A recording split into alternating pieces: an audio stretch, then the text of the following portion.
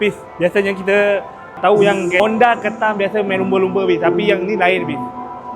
Stand bis. Dia punya tayar yang bis.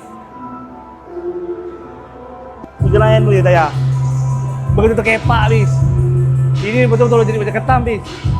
Ketam main lower. Kalau Camry tu biasa lah. Ini Honda ketam. Saya tombang habis lah ni. Korang rasa dia guna spring biasa ke guna exhaust ni? Sekejap aku jelai sikit, tengok guna apa. Adjustable tu. Dia guna adjustable tu. Macam mana mau bawa tu. Takkanlah dia nak parking dia adjust Tapi okey lah juga, okey. Rem dia 10 jj. Rasa 10 jj. Rem 10 jj. Okey, tayar dia guna 215 tak silap ni. 215 40 rasa ni. Gaya ni 215 40. Memang betul terduduk terus. Apa-apa cara gas lah.